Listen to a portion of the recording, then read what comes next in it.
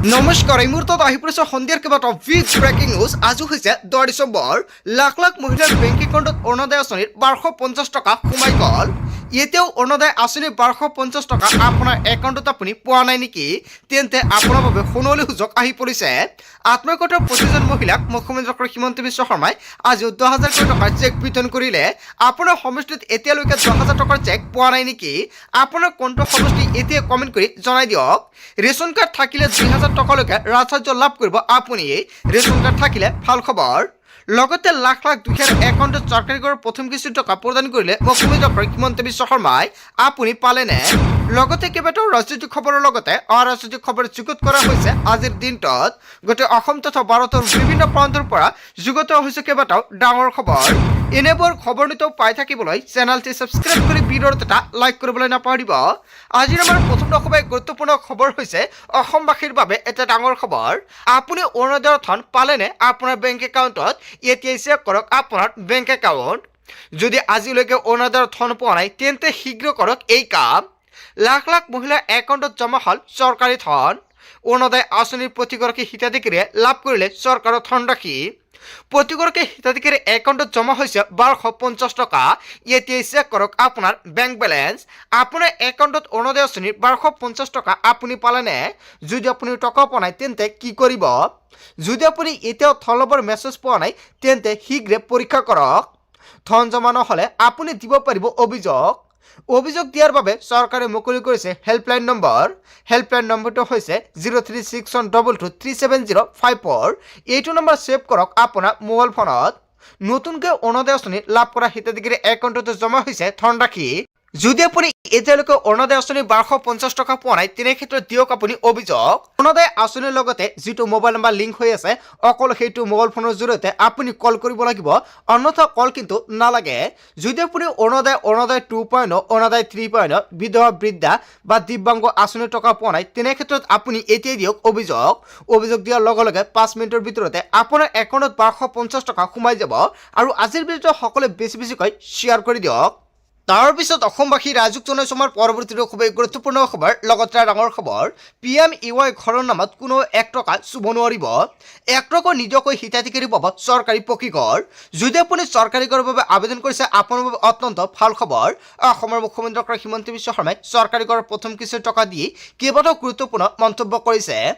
কোনো দুখীয়া দৰিদ্ৰ লোকৰ পৰা আঁচনিৰ নামত 1 টকা ল'ব নোৱাৰিব। অসম জুৰি কঠোৰ হৈছে চৰকাৰ। অসমৰ বহু ঠাইত এতিয়াও টকা লৈ খেলিমেলি চলি আছে। তাক লৈ কঠোৰ ব্যৱস্থা হাতত লৈছে ৰাজ্য চৰকাৰে। নিযুত মইনা আঁচনি, ৰেচন কাৰ্ড, চাকৰি ক'তো লেনদেন হ'ব নোৱাৰিব। চৰকাৰী যিকোনো আঁচনিৰ নামত কোনোৱে 1 টকা খাব নোৱাৰিব। আপোনাৰ গাঁও বা অঞ্চলত চৰকাৰী আঁচনিৰ নামত কোনোৱে টকা বিচাৰিছে নেকি? তেনে ক্ষেত্ৰত আপুনি দিব পাৰিব অভিযোগ। কঠোৰ হৈকনি অসমৰ মুখ্যমন্ত্ৰী ডক্টৰ হিমন্ত বিশ্ব শৰ্মাৰ। আপোনাৰ একাউণ্টত চৰকাৰী কৰৰ প্ৰথম কিস্তিৰ টকা সোমালে? যদি চৰকাৰী কৰৰ প্ৰথম কিস্তিৰ টকা সোমাইছে, কিমান টকা পালে নিশ্চয় আপুনি কমেণ্ট কৰি জনাই দিব। অসমৰ মুখ্যমন্ত্ৰী ডক্টৰ হিমন্ত বিশ্ব শৰ্মাই 9 ডিচেম্বৰত চৰকাৰী কৰৰ প্ৰথম কিস্তিৰ টকা সোমাই দিছে। কোনে কোনে চৰকাৰী কৰৰ টকা পালে কমেণ্ট কৰক। যিসকলে এতিয়ালৈকে চৰকাৰী কৰৰ টকা পোৱা নাই নিশ্চয় কমেণ্ট কৰি জনাই দিব, সম্পূৰ্ণকৈ সহায় কৰা হ'ব। লগতে বহুতে কমেণ্ট কৰিছে, দাদা কোনে কোনে টকা লাভ কৰিলে? আমি নতুনকৈ আবেদন কৰিছোঁ, চৰকাৰী কৰৰ টকা পামনে? সো বন্ধু বান্ধৱীসকল সম্পূৰ্ণকৈ জনাই দিওঁ, যিসকলে নতুনকৈ চৰকাৰী কৰৰ বাবে আবেদন কৰিছে সেইসকলৰ একাউণ্টত কিন্তু চৰকাৰী কৰৰ প্ৰথম কিস্তিৰ টকা প্ৰদান কৰা নাই। যিসকলে আগতে চৰকাৰী কৰৰ বাবে আবেদন কৰিছিল আৰু তালিকাত নাম আহিছিলে অকল সেইসকলৰ একাউণ্টত চৰকাৰী কৰৰ প্ৰথম কিস্তিৰ টকা সোমাই দিছে। যিসকলে 2025 বৰ্ষত জিঅ' টেকিং কৰিছে সেইসকলক লৈ চৰকাৰে গুৰুত্বপূৰ্ণ সিদ্ধান্ত গ্ৰহণ কৰিছে। আৰু সেইসকলৰ বাবে মুখ্যমন্ত্ৰী ডক্টৰ হিমন্ত বিশ্ব শৰ্মাই কি মন্তব্য কৰিছে নিশ্চয় সম্পূৰ্ণকৈ জনাই দি আছো। যিসকল ব্যক্তিয়ে নতুনকৈ চৰকাৰী কৰৰ বাবে জিঅ' টেকিং কৰিছে 2025 বৰ্ষত সেইসকলৰ বাবে মুখ্যমন্ত্ৰী ডক্টৰ হিমন্ত বিশ্ব শৰ্মাৰ বৃহৎ ঘোষণা। গাঁৱে গাঁৱে পতা হ'ব গাঁও সভা, প্ৰস্তুত কৰিব নতুন হিতাধিকাৰীৰ তালিকা। যদি আপুনি 2025 বৰ্ষত নতুনকৈ চৰকাৰী কৰৰ বাবে জিঅ' টেকিং কৰিছে তেনে ক্ষেত্ৰত আজিৰ ভিডিঅ'টো আপোনাৰ বাবে অত্যন্ত গুৰুত্বপূৰ্ণ। গাঁও সভাত থাকিলে আপুনি পাব চৰকাৰী পকী ঘৰ। ঘৰ নোপোৱা সকলোৱে পাব চৰকাৰী পকী ঘৰৰ সুবিধা। নতুনকৈ আৰু 30 লাখ মানুহে কৰিব জিঅ' টেকিং। সকলো দৰিদ্ৰ পৰিয়ালে পাব চৰকাৰী পকী ঘৰ। নতুনকৈ আৰু 30 লাখ মানুহে কৰিছে জিঅ' টেগিং আৰু সকলোকে চৰকাৰী ঘৰ প্ৰদান কৰিব। সকলো দৰিদ্ৰ পৰিয়ালে পাব চৰকাৰী পকী ঘৰ। বকৰ পৰা মুখ্যমন্ত্ৰী ডক্টৰ হিমন্ত বিশ্ব শৰ্মাই চৰকাৰী ঘৰৰ প্ৰথম কিছু টকা প্ৰদান কৰি যিসকলে 2025 বৰ্ষত জিঅ' টেগিং কৰিছিলে সেইসকল ব্যক্তিৰ বাবে ভাল খবৰ দিছে। গাঁৱে গাঁৱে পতা হ'ব গাঁও সভা।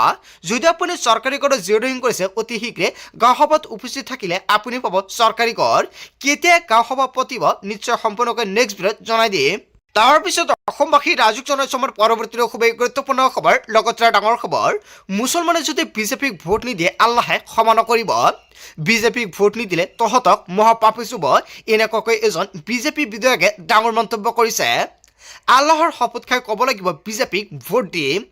যিখন চৰকাৰৰ চাউল খাবি সেইখন চৰকাৰৰে গুণ গাবি। ৰাজহুৱা সভাত মুছলমানক উদ্দেশ্য কৰি অদ্ভুত মন্তব্য কৰিছে বিজেপি বিধায়কৰ। বিধায়কক ৰমাকান্ত দেউৰীৰ মন্তব্যৰ পাছতে ব্যাপক প্ৰতিক্ৰিয়া ৰাজ্যজুৰি সৃষ্টি হৈছে। মুছলমানে যদি বিজেপিক ভোট নিদিয়ে আল্লাহে ক্ষমা নকৰিব। হয়, এজন বিজেপি বিধায়কে এনেকুৱাকৈ মন্তব্য কৰিছে। ইয়াৰ বিষয়ে জনতাই কি ক'ব? যদি জনতাৰ কিবা মন্তব্য কৰিব লগা থাকে আপোনালোকৰ মন্তব্যটো নিশ্চয় কমেণ্ট কৰি জনাই দিব। তাৰপিছত অসমবাসী ৰাজুক জনসমৰ পৰৱৰ্তী খুবেই গুৰুত্বপূৰ্ণ খবৰ, লগতে ডাঙৰ খবৰ। SIRৰ পৰিৱৰ্তে অসমত কিয় SR? কঠোৰ হৈছে দেশৰ সৰ্বোচ্চ ন্যায়ালয়। নিৰ্বাচন আয়োগ আৰু অসম নিৰ্বাচন আয়ুক্তৰ কাৰত দৰ্শৰ জাননী। দেশত SIR চলোৱাৰ কথা কোৱা সত্ত্বেও অসমত কৰা হৈছে SR প্ৰক্ৰিয়া। অবৈধ বিদেশীৰ নাম সন্নিৱিষ্ট অসমত SIRৰ প্ৰয়োজন বুলি মন্তব্য। সমগ্ৰ বিষয়ৰ সন্দৰ্ভত অহা 16 ডিচেম্বৰত শুনানি ল'ব ন্যায়ালয়ে। SIRৰ পৰিৱৰ্তে অসমত কিয় SR? ইয়াৰ বিষয়ে জনতাই কি ক'ব? যদি জনতাৰ কিবা ক'ব লগা থাকে আপোনালোকৰ মন্তব্যটো নিশ্চয় কমেণ্ট কৰি জনাই দিব। তাৰপিছত অসমবাসী ৰাজুক জনসমৰ পৰৱৰ্তী খুবেই গুৰুত্বপূৰ্ণ খবৰ, লগতে ডাঙৰ খবৰ। মধ্যসমত আকৌ চলিব বুলডোজাৰ একশ্যন। একেলগে 8টাকৈ স্থানত উচ্ছেদ চলাব জিলা প্ৰশাসনে। চৰকাৰী ভূমি বেদখলকাৰী কোনো কাৰণতে ৰেহাই দিয়া নহ'ব। থিং ৰাজু চক্ৰ 8টাকৈ স্থানত চলিব বৃহৎ উচ্ছেদ। হয় বন্ধু বান্ধৱীসকল, চৰকাৰৰ ফালৰ পৰা জাননী জাৰি কৰা হৈছে। নিশ্চয় মোবাইল স্ক্ৰীণত দেখা পাইছে কোনকেইটা অঞ্চলত বা কোনকেইটা ঠাইত চৰকাৰে চলাব উচ্ছেদ অভিযান। আৰু এইকেইখন অঞ্চলৰ পৰা বা এইকেইখন গাঁৱৰ পৰা যদি কোনোবাই ভিডিঅ'টো চাই আছে নিশ্চয় কমেণ্ট কৰি জনাই দিব। উচ্ছেদৰ বাবে সকলো প্ৰকাৰে সাজু হৈছে নগাঁও জিলা প্ৰশাসন। হয়, উচ্ছেদৰ বাবে চৰকাৰ প্ৰশাসন সাজু হৈ পৰিছে। চৰকাৰী ভূমিত পুখুৰী খান্দি জনজীৱন বিপন্ন কৰিছিল বেদখলকাৰীয়ে। মধ্যসমত আকৌ চলিব বুলডোজাৰ একশ্যন। হয়, এটা বিগ ব্ৰেকিং নিউজ আহি পৰিছে। তাৰপিছত অসমবাসী ৰাজুক জনসমৰ পৰৱৰ্তী খুবেই গুৰুত্বপূৰ্ণ খবৰ, লগতে ডাঙৰ খবৰ। বন্দে মাতৰম প্ৰসংগক লৈ সংসদত গৰ্জি উঠিল আছাদুদ্দিন ওৱাইচিয়ে। প্ৰধানমন্ত্ৰীক উভতি ধৰিলে AIMIMৰ নেতাগৰাকীয়ে। ইছলামত আল্লাহৰ বাহিৰে আমি কাকো পূজা নকৰোঁ। কোৰাণকো আমি পূজা নকৰোঁ ইছলামত। কোৰাণ হৈছে আল্লাহে প্ৰাণ কৰা বাণী। আনকি ইছলামত জনজাতি মাতৃকো পূজা কৰা নহয়। আমাৰ ঘৰ মছজিদ উপাসনা স্থল ভাঙিলেও আমি দেশ এৰি নাযাওঁ। ভাৰত আমাৰ জন্মভূমি। চিৰদিন আমি ভাৰতীয় হৈ মৰিম বুলি মন্তব্য কৰিছে আছাদুদ্দিন ওৱাইচিয়ে। বন্দে মাতৰম প্ৰসংগক লৈ PMে সংসদত আলোচনা কৰাৰ পিছতে আছাদুদ্দিন ওৱাইচিয়ে এনেকুৱাকৈ ডাঙৰ মন্তব্য কৰিছে। বন্দে মাতৰম প্ৰসংগক লৈ PMে সংসদত সমালোচনা কৰিছিল বিৰোধীক আৰু বন্দে মাতৰমক বিৰোধ কৰিছিল মুছলিম লীগে। বন্দে মাতৰমৰ বিৰুদ্ধে শ্লোগান দিছিল মহম্মদ জিন্নাই। এনেদৰে প্ৰধানমন্ত্ৰীক উক্ত মন্তব্যক বিৰোধিতা সাংসদগৰাকীৰ। বন্দে মাতৰম প্ৰসংগক লৈ সংসদত গৰ্জি উঠিল আছাদুদ্দিন ওৱাইচিয়ে। হয়, আছাদুদ্দিন ওৱাইচিয়ে যিটো মন্তব্য কৰিছে জনতাই কি ক'ব? যদি জনতাৰ কিবা মন্তব্য কৰিব লগা থাকে আপোনালোকৰ মন্তব্যটো নিশ্চয় কমেণ্ট কৰি জনাই দিব। তাৰপিছত অসমবাসী ৰাজুক জনসমৰ পৰৱৰ্তী খুবেই গুৰুত্বপূৰ্ণ খবৰ, লগতে ডাঙৰ খবৰ। বাবৰি মছজিদৰ শিলান্যাস কৰা হুমায়ুন কবিৰক প্ৰাণে মৰাৰ ভাবুকি। ফোনযোগে হুমায়ুন কবিৰক হত্যা কৰাৰ ভাবুকি দিয়া হৈছে। সুৰক্ষা বিচাৰি উচ্চ ন্যায়ালয়ত আবেদন কৰিব হুমায়ুন কবিৰে। বিগত 7 দিন ধৰি ভাবুকি পৰা বাৰ্তা লাভ কৰিছে হুমায়ুন কবিৰে। ইতিমধ্যে 8গৰাকী ব্যক্তিক নিৰাপত্তাৰক্ষী নিয়োগ কৰিছে হুমায়ুন কবিৰ। 6 ডিচেম্বৰত মুৰ্ছিদাবাদত বাবৰি মছজিদৰ আধাৰশিলা স্থাপন কৰিছিল কবিৰে। ৰাজ্য চৰকাৰ আৰু ন্যায়ালয়ৰ পৰা সহায় বিচাৰিলে হুমায়ুন কবিৰে। আল্লাহৰ ওপৰত ভৰসা আছে, মোক আল্লাহে ৰক্ষা কৰিব। বাবৰি মছজিদৰ শিলান্যাস কৰা হুমায়ুন কবিৰক প্ৰণয় মৰাৰ ভাবুকি হয় এটা বিগ ব্ৰেকিং নিউজ আহি পৰিছে। তাৰ পিছত অসমবাসী ৰাজুক জনাইছে আমাৰ পৰৱৰ্তী খুবেই গুৰুত্বপূৰ্ণ খবৰ, লগতে ডাঙৰ খবৰ, ৰেচন কাৰ্ডৰ লাখ লাখ হিতাধিকাৰীৰ বাবে নতুনকৈ আহি গ'ল ডাঙৰ খবৰ। ৰেচন কাৰ্ডত আপোনাৰ কোনো পৰিয়ালৰ সদস্যৰ নাম অন্তৰ্ভুক্ত হোৱা নাই নেকি? তেনে ক্ষেত্ৰত নতুনকৈ আপোনাৰ ঘৰৰ পৰিয়ালৰ সদস্যৰ নাম অন্তৰ্ভুক্ত কৰিব পাৰিব আপুনি। যদি আপোনাৰ ঘৰত ৰেচন কাৰ্ড নাই, তেনে ক্ষেত্ৰত আপুনি নতুনকৈ ৰেচন কাৰ্ডৰ বাবে কৰিব পাৰিব আবেদন। নতুনকৈ চৰকাৰে ৰেচন কাৰ্ডৰ আবেদন প্ৰক্ৰিয়া আৰম্ভ কৰিছে। কিদৰে অন্তৰ্ভুক্ত কৰিব নতুন সদস্যৰ নাম আৰু কেনেকুৱাকৈ ৰেচন কাৰ্ডৰ বাবে আবেদন কৰিব? আপোনাৰ পৰিয়ালৰ কোনো সদস্যৰ নাম অন্তৰ্ভুক্ত হোৱা নাই নেকি ৰেচন কাৰ্ডত? পৰিয়ালৰ প্ৰতিগৰাকী সদস্যই লাভ কৰিব বিনামূলীয়াকৈ ৰেচন। নাম নথকা সদস্যৰ নাম অন্তৰ্ভুক্ত কৰিব পাৰিব ৰেচন কাৰ্ডত। ৰেচনৰ দোকানীৰ সৈতে ইয়াৰ বাবে প্ৰথমতে আপুনি যোগাযোগ কৰিব লাগিব। নতুন সদস্যৰ সকলো তথ্য পাতি যোগান ধৰিব লাগিব বিভাগীয় কৰ্তৃপক্ষক। নতুন সদস্যৰ বাবে Aadhaar card, PAN card, voter card থকাটো বাধ্যতামূলক। অনলাইন যোগে কৰিব পাৰিব আবেদন। নতুন সদস্যৰ সকলো তথ্য গাঁও পঞ্চায়তৰ জৰিয়তে প্ৰত্যাশিত হোৱাৰ পিছতে অন্তৰ্ভুক্ত হ'ব নতুন সদস্যৰ নাম। KYC কৰাৰ সময়তে কৰিব পাৰিব এই কাম।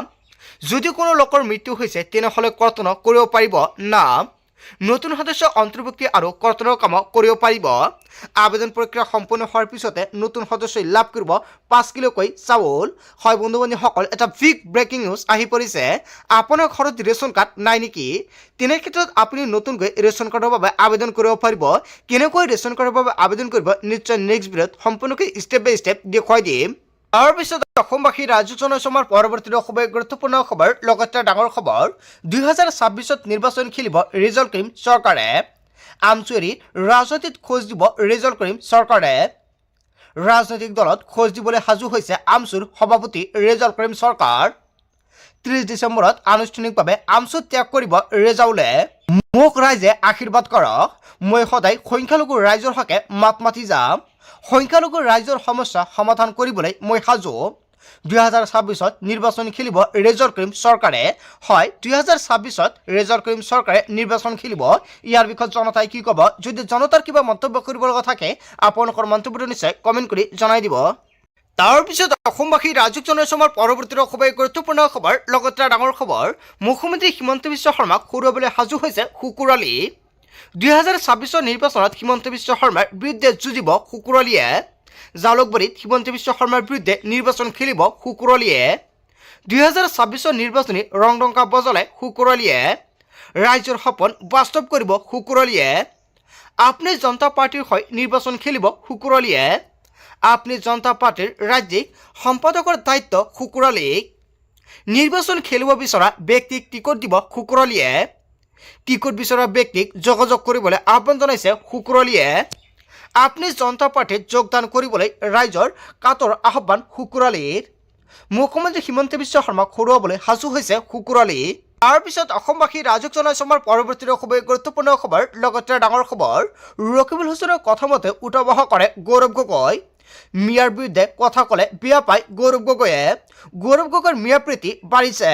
ৰকিবুল হুছেইনৰ পৰামৰ্শত চলে অসম কংগ্ৰেছ। ৰকিবুল হুছেইনে মোক ধমক দিছিল। এতিয়া স্বাভিমানী অসমীয়াই কংগ্ৰেছ কৰাটো অসম্ভৱ হৈ পৰিছে। কোনো স্বাভিমানী অসমীয়াই কংগ্ৰেছ কৰিব নোৱাৰে। মিয়াক বেয়াকৈ কোৱা ভিডিঅ' দিলেও বেয়া পায় গৌৰৱ গগৈয়ে। গৌৰৱ গগৈয়ে বেছিকৈ গুৰুত্ব দিয়ে ৰকিবুল হুছেইনক। ৰকিবুল হুছেইনৰ কথা মতে কংগ্ৰেছ চলি আছে।